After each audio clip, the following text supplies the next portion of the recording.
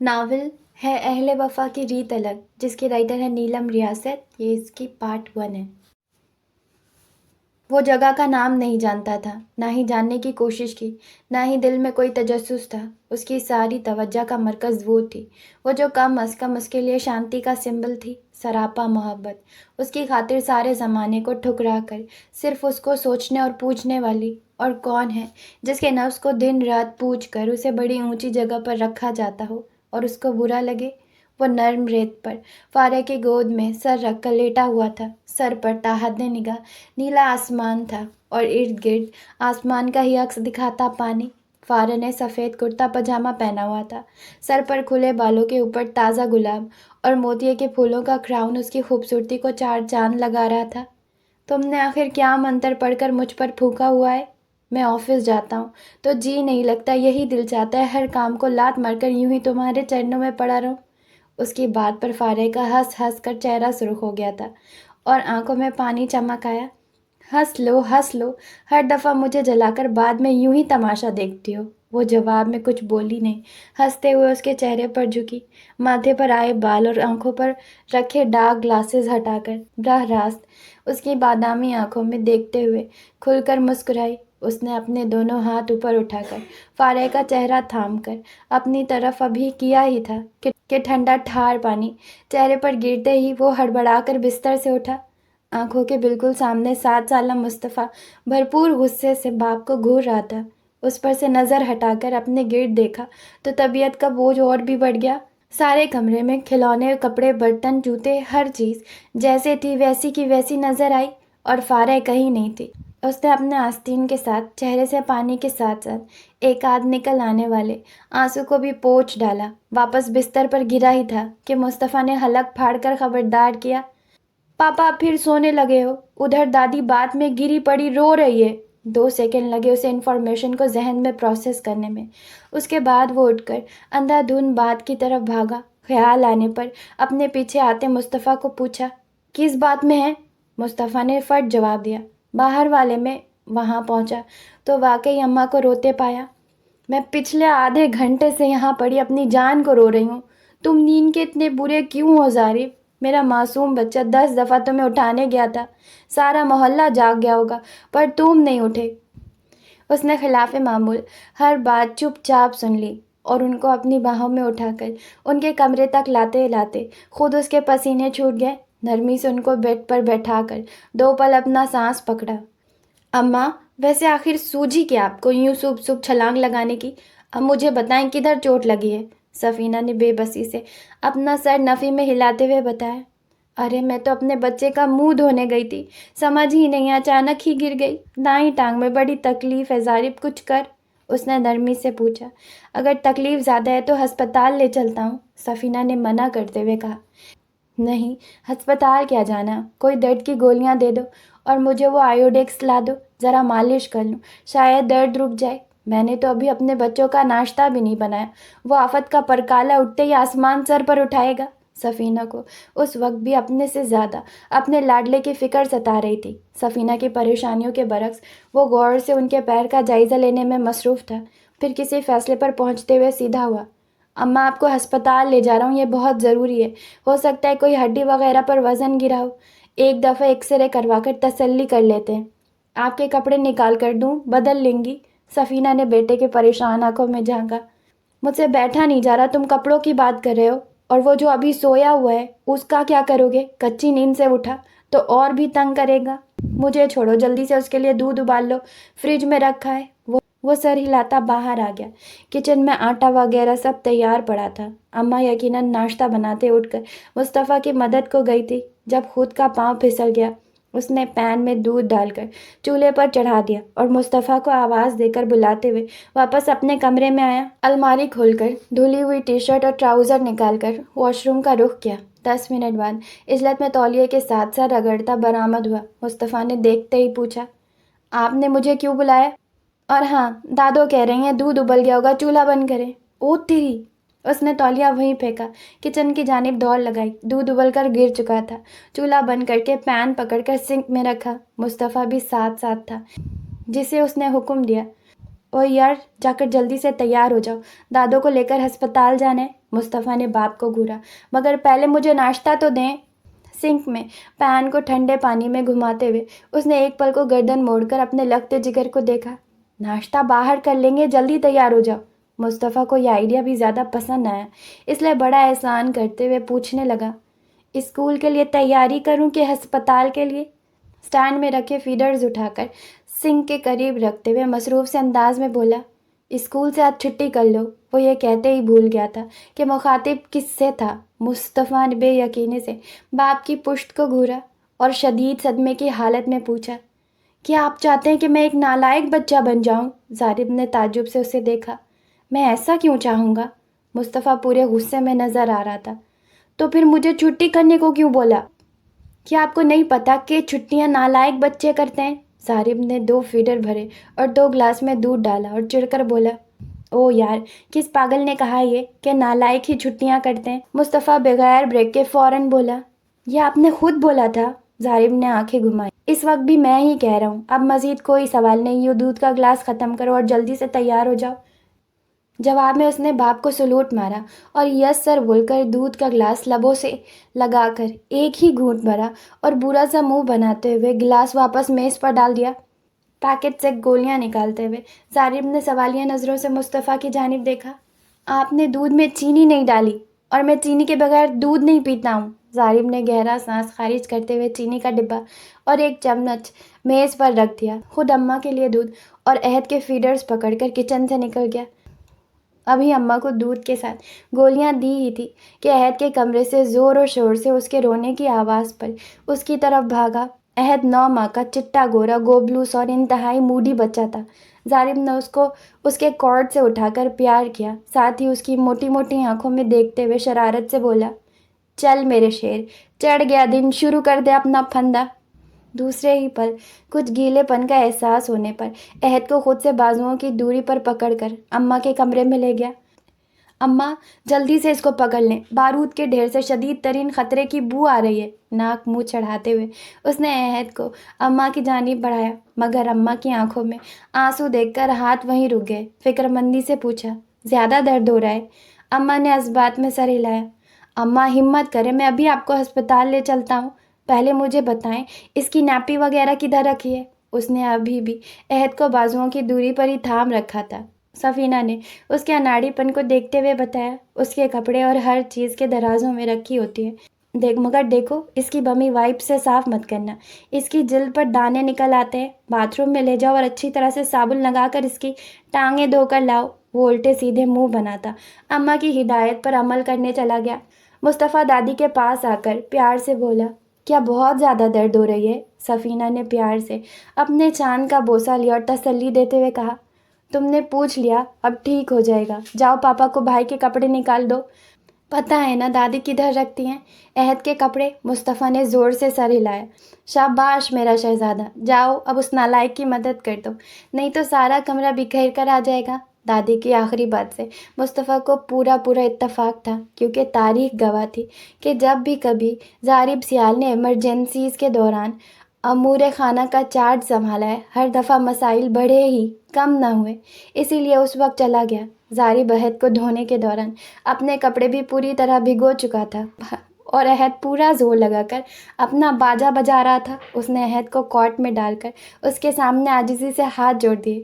او میرے باپ، 2 منٹ کو یہ بانسری بند کر دے تاکہ مجھے سمجھ تو آئے کہ کرنا کیا ہے۔ مصطفیٰ نے ایک نکر شرٹ نکال کر ضارب کے ہاتھ میں تھمائی۔ اس نے چونک کر پکڑی۔ تھینک یو یار مصطفیٰ، یار تمہارا بھائی تمہارے جیسا سیانہ کیوں نہیں ہے؟ مصطفیٰ نے پیمپر پکڑاتے ہوئے ضارب کے سوال کو پرکھا اور بڑے مدبرانہ انداز میں بولا، میں اپنی دادی پر گیا ہوں اس لیے سیانہ ہوں، جبکہ عہد آپ پر گیا ہے، یہ میری نہیں دادو کی رائے ہے۔ ضارب کی سمجھ میں نہ آیا اس مقام پر ہنسنا چاہیے تھا کہ نہیں۔ عہد تیار ہوا، یہ الگ بات تھی کہ پیمپر الٹا لگا تھا۔ اس نے پہلے اماں کو اٹھا کر گاڑی میں بٹھایا، پھر عہد کو لا کر ان کی گود میں لٹا کر فیڈر منہ میں دیا تو اس کا باجا بند ہوا۔ مصطفیٰ باپ کے ساتھ اگلی سیٹ پر براجمان ہوا تھا۔ ہسپتال میں ڈاکٹر نے ایکس رے وغیرہ کے بعد وہی خبر سنائی جس کا دونوں ماں بیٹے کو ڈر تھا۔ دائیں ہاتھ کی اسکن اندر سے پھٹ گئی تھی، جبکہ اسی طرف کی ٹانگ گھٹنے کے نیچے سے ٹوٹ گئی تھی۔ ہاتھ پر تو اسی وقت پلاسٹر چڑھا دیا اور ٹانگ کا آپریشن کرنے کے لیے اماں کو داخل کر لیا گیا۔ اماں مسلسل رو رہی تھی، اوپر سے عہد کی ان کی گود میں جانے کی ضد، مصطفیٰ کا بھوک لگی کا الاپ، اماں کی صحت، اور ان ساری باتوں نے مل کر اس کی مت ہی مار دی تھی۔ اماں آپ رونا تو بند کریں، بچے بھی آپ کو دیکھ کر پریشان ہو رہے ہیں۔ سفینہ نے اس کی پریشان صورت دیکھی تو اور زور زور سے رونا شروع کر دیا۔ ظالم، اب کیا ہوگا؟ ہمارا تو ایک دن بھی گزارا نہیں ہونا، میرے بچوں کا خیال کون رکھے گا؟ تم سے تو ایک دودھ تک باہر گرائے بغیر نہیں ابالا جاتا، اگلے 6 ماہ تک معذور ماں اور ان معصوم بچوں کو کیا سنبھالو گے؟ اس نے عہد کو گود میں لے کر دائیں بائیں بہلاتے ہوئے اماں سے زیادہ خود کو تسلی دی۔ کچھ نہ کچھ تو کرنا ہی پڑے گا، ابھی میں ان دونوں کو کہیں سے کھانا کھلا لاؤں، آپ کے لیے بھی کچھ لاتا ہوں، اس کے بعد دیکھتے ہیں۔ ویسے میں سوچ رہا ہوں پپو کو فون کر دوں، وہ ان دونوں کو گھر پر رکھیں گی اور میں یہاں آپ کے پاس رہ لوں گا۔ سفینہ کے رکے ہوئے آنسو پھر نکل آئے۔ فاطمہ بیچاری نے ہمارا ٹھیکہ تو نہیں لیا ہوا نا؟ ہر اچھے برے وقت میں اسے ہی آواز دیتے ہیں، 1-2 دن کی بات ہو تو بیچاری اپنا بال پریوار چھوڑ کر یہاں ہماری خدمت کرے، یہ تو لمبا روگ لگ گیا ہے۔ ظاہر میرے بچوں کا کیا ہوگا؟ اور آج کل تو ویسے بھی فاطمہ کی بہو کے آخری دن چل رہے ہیں، مجھے نہیں لگتا وہ ایک دن کے لیے بھی گھر سے نکل سکے گی۔ انہوں نے ظاہر کو کچھ جتاتی نظروں سے دیکھا۔ ماں کی نظروں کا مفہوم سمجھ کر اسے غصہ ہی آ گیا۔ اماں، ہر مسئلے کا فقط ایک ہی حل نہیں ہوتا، آپ پریشان نہ ہو، اللہ کی ذات پر بھروسہ رکھے، آرام کرے، میں آتا ہوں۔ عہد کو گود میں اٹھائے مصطفیٰ کی انگلی تھام کر وہ ہسپتال کے پرائیویٹ کمرے سے نکل آیا۔ پہلے ایک ریسٹورانٹ سے کھانا کھایا بھی کیا، زہر مار کیا، کیونکہ عہد پورے وقت میں روتا رہا۔ اس کو صرف اماں کی گود کی عادت تھی۔ ظاہر کے پاس تو وہ صرف چند لمحوں کی لاڈیاں کرنے آتا تھا، وہ بھی جب ظاہر کا موڈ ہوتا یا وقت۔ عہد نے سارے وقت میں کھایا بھی کچھ نہیں تھا، بس نان سٹاپ روتا رہا۔ وہیں سے اماں کے لیے کھانا پیک کروا کر واپس ہسپتال کا رخ کیا۔ اماں کا تو دل ہی پھٹ گیا عہد کی سوجی ہوئی سرخ آنکھیں دیکھ کر۔ اس کی ہچکی بندھی ہوئی تھی۔ ظاہر، کیا تم نے اس کا پیمپر بدلا ہے؟ ظاہر نے لا علمی سے نفی میں سر ہلایا۔ اماں کا جی چاہا اپنا سر پیٹ لیں، فوراً بولی، اس کو یہاں بیڈ پر لٹا کر اس کی نیپی کھولو، جلدی کرو۔ ظاہر نے کھانے والا بیگ اور گاڑی کی چابی سائڈ میز پر رکھتے ہوئے عہد کو بیڈ پر ڈال کر اناڑی پن سے اس کی نیپی کھولی۔ عہد کی جلد بری طرح سے سرخ نظر آ رہی تھی۔ ہائے میرے اللہ! ظاہر، تمہاری عقل نے کام نہیں کیا کہ صبح سے اس کی ایک دفعہ بھی نیپی نہیں بدلی، نیپی ریش نکل آئی ہے، تبھی وہ بیچارہ رو رو کر ہلکان ہو رہا ہے۔ ظاہر نے خود کو 2-3 گالیاں دی، پھر اماں سے بھی الجھ پڑا۔ اماں، مجھے کیا خواب آنا تھا؟ اماں، مجھے کیا خواب آنا تھا؟ اور ابھی صبح ہی تو بدل کے گھر سے لایا تھا۔ سفینہ نے تعصب سے سر ہلایا۔ شاباش ہے بیٹا، ابھی وقت پتہ ہے کیا ہوا ہے؟ دن کے 2 بج رہے ہیں۔ اب جاؤ، جا کر میڈیکل سٹور سے نیپی ریش کریم لے کر آؤ، عہد کو بھی ساتھ لے جاؤ، یہاں بیڈ سے گر نہ جائے۔ اس نے خوفناک ہو کر اماں کو دیکھا اور بولا، ایسے ننگے کو اٹھا کر لے جاؤں تاکہ اپنے ساتھ ساتھ یہ مجھے بھی گندا کر دے؟ اس نے باہر سر نکال کر نرسوں کی جوڑی کو دیکھا جو کہ مزے سے بیٹھی گپیاں لگا رہی تھی۔ ایکسکیوز می سسٹر، 2 نرسیں کوریڈور میں موجود تھی۔ دونوں نے اسی وقت پلٹ کر دیکھا۔ اب ظاہر کو کیا معلوم، بیچاریاں صبح سے اس کی نگاہ کے منتظر اسی کمرے کے گرد گھوم رہی تھی۔ آخر پرائیویٹ ٹی وی چینل کے نیوز ڈپارٹمنٹ میں ایک مشہور ٹاک شو کا پریزنٹر تھا، اس پر اتنا ہینڈسم، پھر ہو بھی سنگل، یعنی آل ان ون پیکج۔ وہ کوئی کافر ہی ہوتی جسے ظاہر سیال یوں آواز مار کر متوجہ کرتا اور اگلی کی دھڑکنیں نہ اتھل پتھل ہوتی۔ ابھی بھی ایک کو بلایا تو 2 آئیں۔ جی فرمائیں۔ ظاہر نے ایک نظر دونوں نرسوں کو دیکھا جو یک زبان بولی تھی۔ اس نے اپنی ہنسی دباتے ہوئے مدعا بیان کیا، پلیز اگر آپ لوگوں کو زحمت نہ ہو تو تھوڑی سی مدد کر دیں گی؟ وہ تو دل و جان سے تیار تھیں، شکل پر صاف لکھا ہوا بھی تھا۔ جی کیوں نہیں، کیا آنٹی کو کسی چیز کی ضرورت ہے؟ اس نے پلٹ کر ایک نظر اماں پر ڈالی تو ان کے چہرے پر پھیلی ناگواری دیکھ کر بمشکل ایک دفعہ پھر اپنی ہنسی چھپاتے ہوئے کہا، اصل میں میرے بیٹے کو نیپی ریش ہو گئی ہے، اس کے لیے کریم لینے نیچے سٹور تک جانا ہے، اگر آپ میں سے کوئی ایک یہاں اس کے پاس کھڑا ہو سکے میں جلدی واپس آ جاؤں گا۔ دونوں میں سے جو زیادہ ہوشیار تھی وہ فوراً بولی، ارے یہ تو کوئی مسئلہ ہی نہیں، آپ رکے، ہمارے پاس کریم پڑی ہے، میں لا دیتی ہوں، وہیں لگا دے۔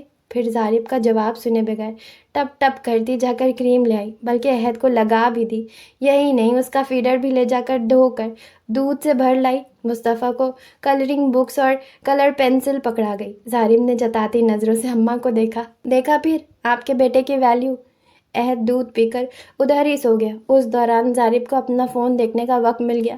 کئی مس کالیں اور کوئی 50 میسیجز ان باکس کی زینت بنے ہوئے تھے۔ اتنا تو وقت نہیں تھا کہ باری باری سب میسیج کھول کر پڑھتا اور پھر انہیں جواب بھی لکھتا، اس لیے سیدھا اپنی پروڈیوسر کا نمبر ملا کر نئی پیدا ہو جانے والی صورتحال سے آگاہ کیا اور یہ بھی بتا دیا کہ آج اس کے شو میں کوئی اور اینکر بیٹھا دیا جائے یا شو ہی نہ کیا جائے۔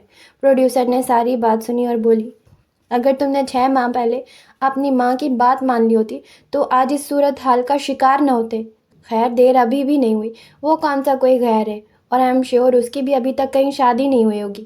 اچھا موقع ہے، اماں کی بات مان ہی لو۔ اس نے درمیان میں اس کی بات ٹوک دی اور جھنجھلاتے ہوئے بولا، یار نام نہ لو اس کا، اور دوسری بات تم ٹھیک کہہ رہی ہو، دیر تو نہیں ہوئی، میں ابھی ادھر اسپتال میں کسی نرس کو ہی پرپوز کر دوں نا تو فوراً سے ہاں کر دے گی، پر اپنی ماں کا کیا کروں یار، ان کو لوگوں پر اعتبار نہ کرنے کی بیماری ہے۔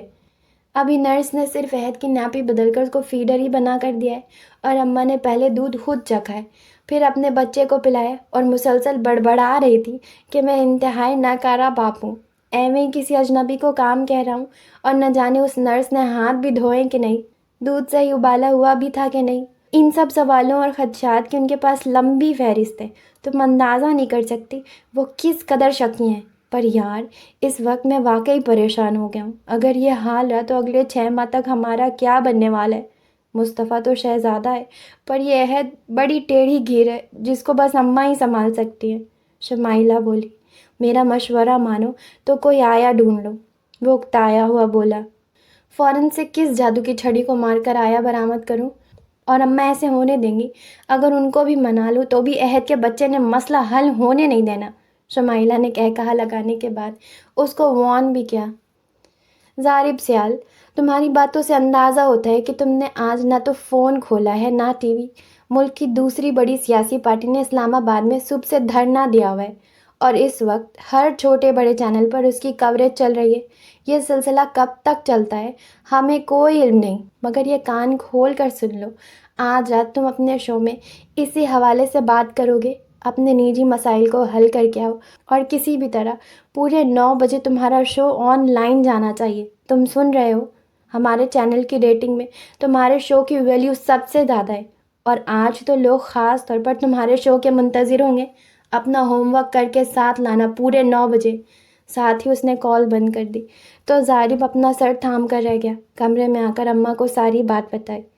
میں تو اپنی کہہ کر تھک گئی زارب، پر تم پر کوئی اثر ہو تب نا، اب بھگتو۔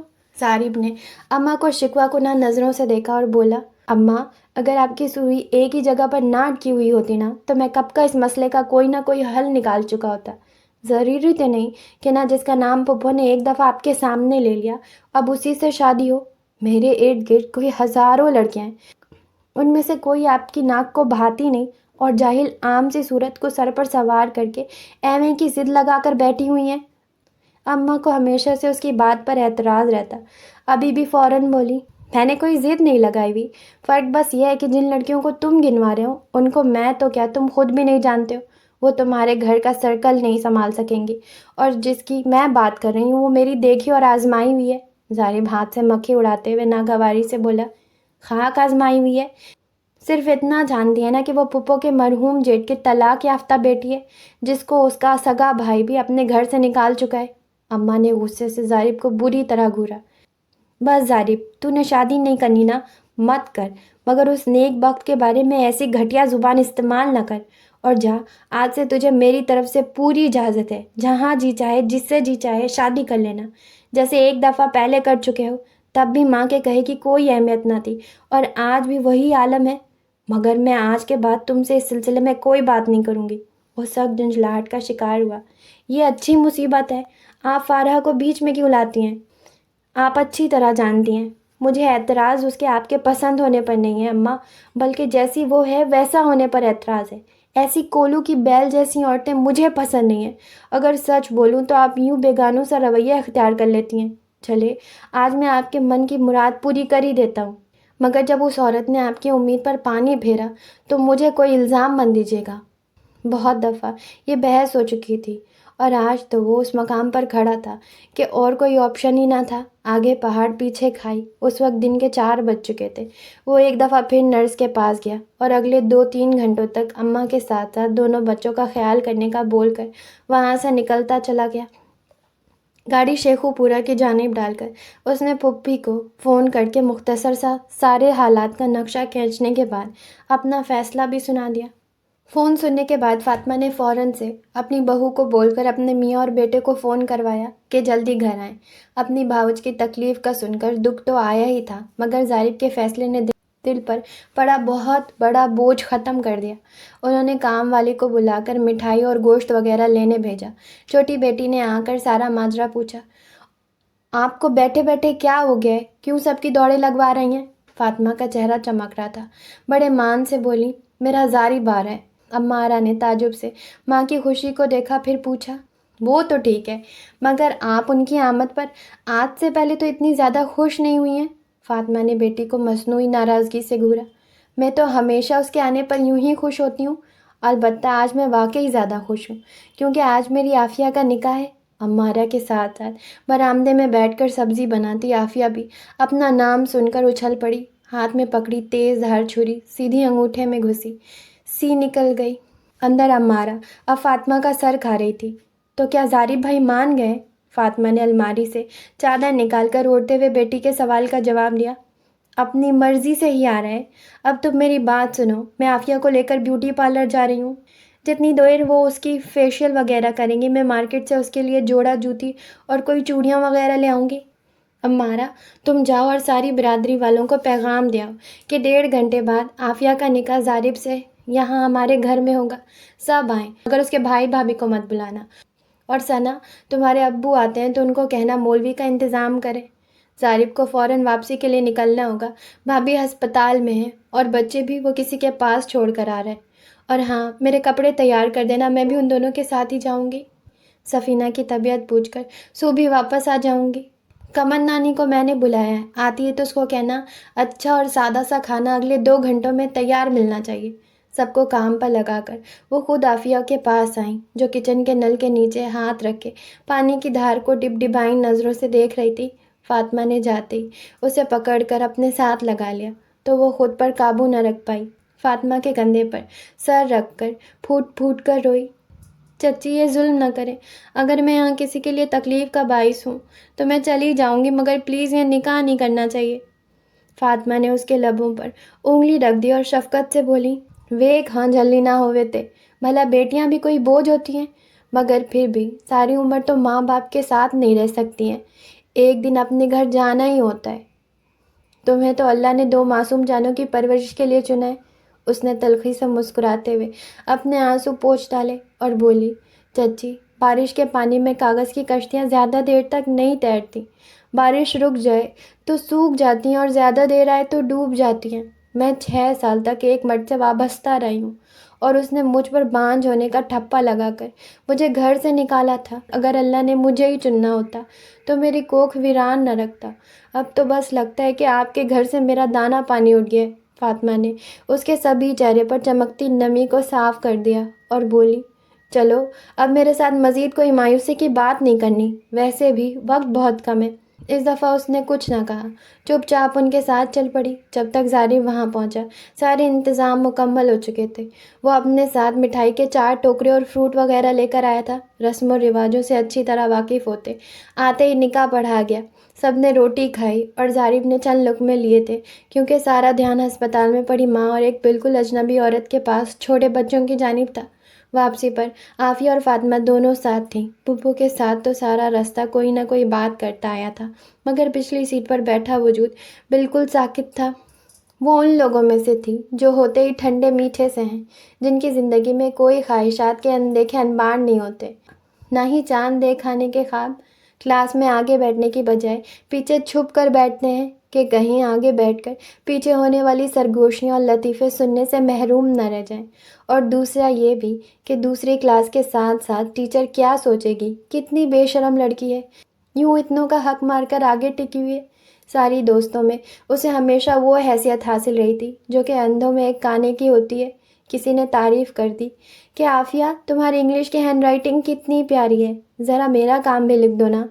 بس جی، پھر کیا تھا، عافیہ جی نے اپنا سارا دن مار کر بس دوستوں کا ہوم ورک ہی لکھا، اور جب اپنی باری آئی تب تک تھکاوٹ اتنی ہو گئی کہ صبح اسکول میں ڈنڈے ہی کھا لیے۔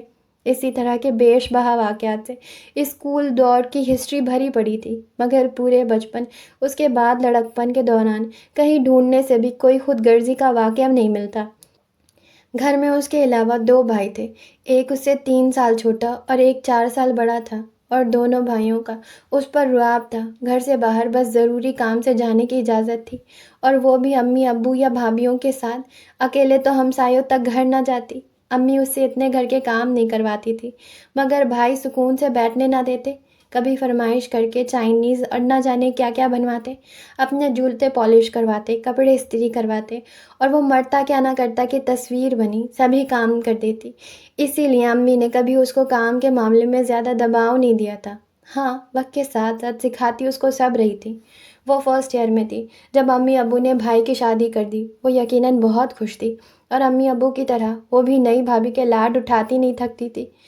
ابو کی شہر مین مارکیٹ میں کپڑوں کی دکان تھی، جو کہ اللہ کے فضل سے خوب چلتی، اس لیے کبھی مالی مشکلات کا سامنا نہیں کرنا پڑا تھا، اور ویسے بھی چھوٹی سی میانہ روی سے چلنے والی فیملی تھی۔ زندگی میں پہلی آزمائش تب آئی جب کسی رشتہ دار کی شادی سے واپسی پر امی ابو جس بس میں سوار تھے وہ حادثے کا شکار ہو گئی۔ ٹوٹل 6 جانوں کا ضیاع ہوا، جن میں سے 2 لوگ عافیہ کے امی اور ابو تھے۔ یہ 2 پیاری ہستیاں کیا چھوڑ گئی، زندگی سے خوشیاں ہی روٹھ گئی۔ بھابھی نے جلدی جلدی میں بھائی کو راضی کر کے عافیہ کی شادی اپنے چھوٹے بھائی سے کروائی، جس کی تعریفیں وہ دن رات کرتے نہیں تھکتی تھی۔ اس نے پہلے ہی دن حوالات کی سیر کروا دی، کیونکہ پولیس دولہے کو ڈکیتی کے جرم میں گرفتار کرنے آئی۔ دولہا نہ ملا تو اس تک پہنچنے کے لیے اس کے ماں باپ کے ساتھ ساتھ بیوی کو بھی پکڑ لے گئے۔ دوسرے دن اس کی ضمانت کروانے والے اس کے چچا تھے۔ شوہر پولیس کے کسٹڈی میں گیا تو 11 ماہ کی جیل کاٹنے کے بعد ہی باہر آیا۔ یہ تمام عرصہ اس نے اپنے سسرال کو پالتے گزارا، اور خرچے اٹھانے والا اس کا اپنا ماں جایا تھا، جو بیوی کے پیار میں یا پھر دنیا داری میں اتنا اندھا ہو چکا تھا کہ اس کو اپنے بہن بھائی کے خاموش آنسو نظر ہی نہ آتے۔ عافیہ کا تو گریجویشن بھی مکمل نہ ہوا تھا، اور چھوٹا بھائی FME ہی آیا کہ بڑے بھائی نے فیصلہ سنا دیا کہ مزید فیسوں کے خرچے برداشت نہیں کر سکتا، لہٰذا کسی کام سے لگو، مگر اپنے ساتھ باپ کے شروع کیے ہوئے کاروبار میں بھی شامل کرنے سے انکار کر دیا۔ جو کسر رہ گئی وہ بھابھی نے پوری کر دی۔ نہ وہ کامران کے کپڑے اس کو دھو کر دیتی، نہ کھانا اپنے میاں اور بچوں کے ساتھ اس کو دیتی۔ وہ اتنا دونوں میاں بیوی کے رویے سے عاجز آیا کہ بھائی کی الماری سے رقم چوری کر کے ایک ایجنٹ کے ذریعہ ملک سے باہر چلا گیا۔ بڑے بھائی نے اس چیز کا بدلہ بھی عافیہ سے مزید بے رخی برت کر لیا کہ اس کا حال احوال ہی پوچھنا چھوڑ دیا۔ بھابھی ہر تہوار اور سیزن پر شوہر سے عافیہ کو دینے کے لیے رقم نکلواتی، مگر آج تک وہ رقم عافیہ کے نصیب میں نہ ہوئی۔ کئی گرمیاں ایسی بھی گئیں جب سارے گھر والے عمدہ کاٹن کے جوڑے پہن کر ایئر کنڈیشنر کمروں میں آرام کرتے، اور وہ موٹا کھدر پہنے کچن میں کھانے بنا رہی ہوتی۔ عدیل، جو کہ اس کا شوہر کم ایک ڈکیت زیادہ، اس کا ایک ہی شوق تھا، کوئی چھوٹا موٹا ہاتھ مارتا، کھل کر عیاشی کرتا، پکڑا جاتا تو سزا کاٹ کر واپسی پر دوبارہ سے دھندا شروع، اس کا بس یہی جنون تھا۔ محنت کے نام سے بھی نفرت۔ کبھی جب دل کے ہاتھوں مجبور ہو کر عافیہ سمجھانے کی غلطی کر دیتی، کیونکہ اس نے اپنے 7 سالہ کی ازدواجی زندگی میں صرف 3 بار کی تھی، بدلے میں وہ مکے گھوسے اور لاتیں گالیاں کھائی کہ چور بھی توبہ کر جائے۔ ساری کہانی وہاں آ کر ختم ہو گئی جہاں عدیل نے ایک امیر زادی سے رابطہ استوار کر لیا۔ بات شادی کرنے تک آ گئی۔ عدیل نے ماں کے مشورے پر عافیہ کو ہمیشہ کے لیے فارغ کر دیا، کیونکہ نئی ہونے والی بہو کے گھر والوں کو شک ہو گیا تھا کہ عافیہ کا عدیل سے کیا رشتہ ہے۔ بہت کہا کہ نوکرانی ہے، مگر پھر عافیہ کو منظر سے ہمیشہ کے لیے ہٹانے میں ہی عافیت جانی، اور الزام یہ لگا دیا کہ اتنے سال شادی کو ہو گئے مگر عافیہ اولاد پیدا نہ کر سکی، اور نہ کر سکتی ہے، اس لیے دوسری شادی کرنا ہر مرد کی طرح عدیل کا بھی بنیادی حق ہے۔ 7 سالوں کی مشقت محنت مزدوری کے بعد کوئی اپنے گھر کو آئے نا تو کم از کم جیبیں بھری ہوتی ہیں، مگر عافیہ کا دل، دامن، گود سب خالی تھا۔ زندگی کے اس موڑ پر اس کو سمجھ ہی نہ آیا کہ خوشی کا اظہار کرنا چاہیے یا کہ رونا چاہیے۔ بھائی کے گھر میں بھائی کی اپنی حیثیت شاید 2 کوڑی کی بھی نہ تھی، تو وہ بہن کو کیا کرتا؟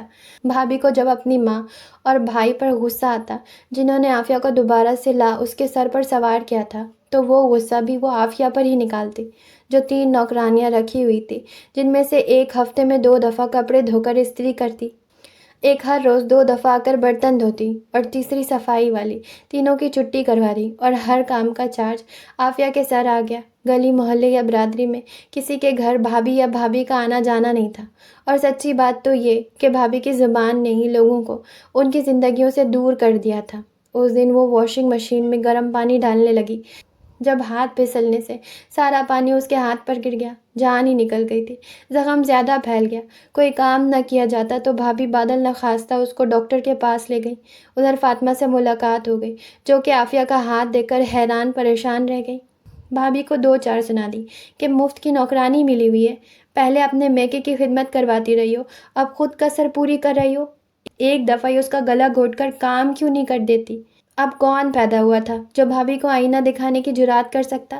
اس نے وہاں بھی فاطمہ چچی کو کھری کھری سنانے کی کوشش کی، اور جب وہ اس کو زیادہ بولنے کا موقع دیے بغیر وہاں سے چلی گئیں تو گھر آ کر سارا غصہ عافیہ پر نکالا۔ شوہر کے آنے پر مزید ڈرامہ کر کے سارا محلہ اکٹھا کر لیا کہ اب اس گھر میں یا تو عافیہ رہے گی یا میں۔ فاطمہ کے کانوں تک آواز پڑی تو انہوں نے اسی وقت جا کر عافیہ کا ہاتھ پکڑا اور اپنے ساتھ لے آئیں۔ 1 دن گزرا، 2 دن، عافیہ کو یقین تھا بھائی اس کو ایسے چچا کے گھر نہیں رہنے دے گا، مگر اس کا یقین بوگس ثابت ہوا۔ 2 دن 2 ہفتوں میں بدلے، اور ہفتے سال میں تبدیل ہو گئے۔ بھائی کو اس کی خبر لینے آنا تھا، نہ ہی وہ آیا۔ دوسرا نہ جانے کس دیس کو منہ کر گیا تھا کہ کبھی ایک خط یا فون تک نہ کیا۔ تو یہ تھا ہمارے ناول کا پہلا پارٹ۔ ہم ملیں گے اگلے پارٹ میں۔ چینل سے پہلے چینل کو سبسکرائب یاد سے کرتے جائیں، پلیز کرتے جائیں۔ Okay, tata, bye.